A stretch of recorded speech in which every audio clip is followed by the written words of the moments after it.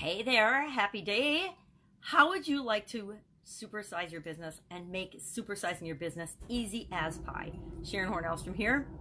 A little black and white today, just to mix it up, mix things up a little bit. I like variety. Some people do, some people don't, but I like variety a lot. So today I'm black and white, which doesn't really demonstrate much variety, right?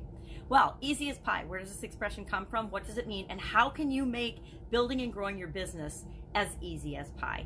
It's actually easier than you probably think or have been making it, right? We human beings tend to overcomplicate everything. So let's break it down. This expression is very similar to the expression piece of cake.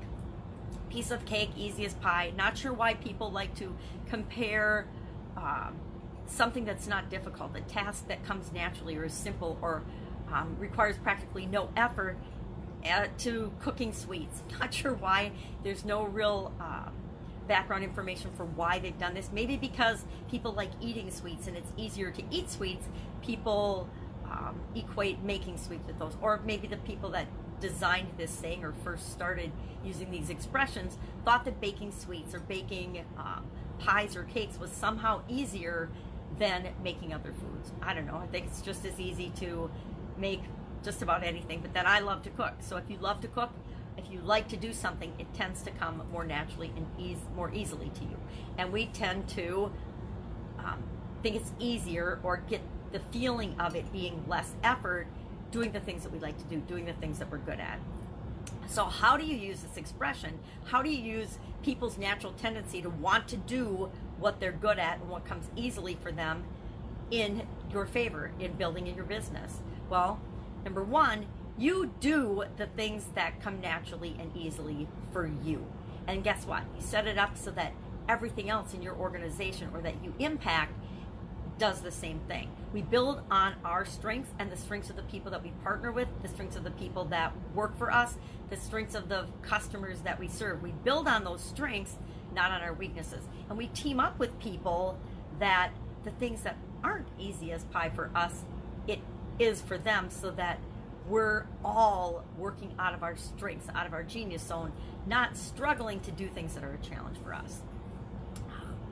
And when we set our organization up that way, when we set our business up that way, we automatically and naturally serve people better. We serve the people, the customers that we're trying to serve better, because everybody is working in a way that feels best and most comfortable to them.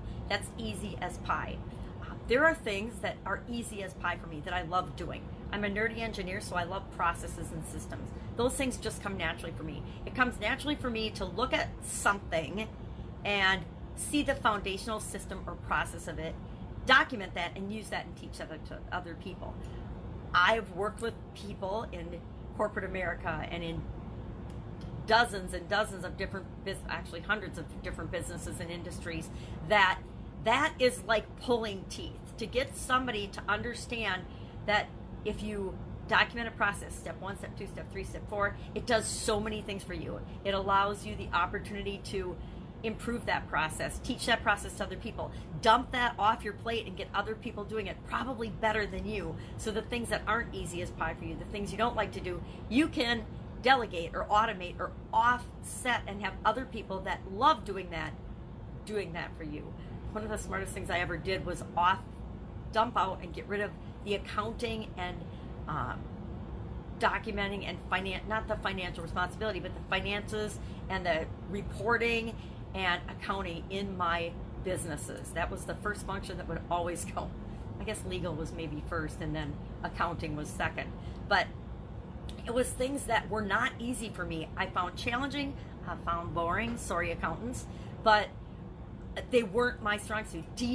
Little small detailed things are not easy for me. They're not fun for me. Can I do them? Yes, if I have to. But if I don't have to do it because it's not easy for me and it's more challenging, and not just challenging, but I don't like it, then I'm going to find a way to get that task done, but I'm not necessarily going to be the person to do it. And that's how we grow and supersize our business, realizing we don't have to do everything. We can't possibly do everything. Depending on how big an impact you want to make on the world and what you want to do and create in this world, We don't do that in a vacuum. We don't do that all by ourselves as an island. We always have to bring in other human beings, other people to either work with us, help us, or the people we're serving. We can't make an impact on the world if we're not somehow serving other people, especially when we're trying to grow and supersize our business. So easy as pie. My question for you is, are you doing things that feel awesome to you? Are you doing things that are easy and come naturally for you and delegating the rest or sharing the rest of the responsibility with other people? Do you have, and have you ever started a list of things that you're awesome at, things you love to do, things that are in your genius zone, however you want to describe it, but have you actually started writing down the things that you like and the things you love to do and that you're good at? Because once you do that, once you start actually writing down that list, you'll start to do more of those things, and you'll start to say and ask yourself, if it's not on my list, who best or who else can do this for me? Who else should be doing this instead of me? And as soon as you ask that question, the answer will appear. You'll find there's a whole lot of people that can, would, could, and should be doing the things that you don't love to do, that you're not awesome at. You know, there's a lot of belief in corporate America, at least when I was there, and in businesses, that we have to fix ourselves. We have to fix our weaknesses, and that is just the opposite of what we should be doing.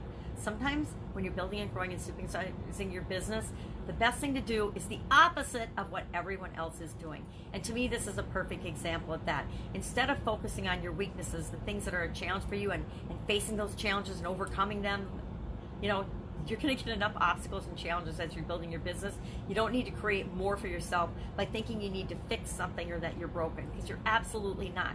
We're all here with different skills and abilities for a reason, and it's more like a detective game, finding who are the right people and the right puzzle pieces to put together to create the big results that you want, not thinking that you have to do it all yourself.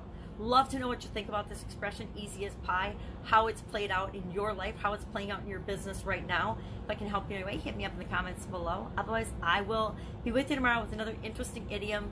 What does it mean? Where does it come from? How can you use it to get the results that you want? Have an awesome day. Catch you tomorrow. Bye.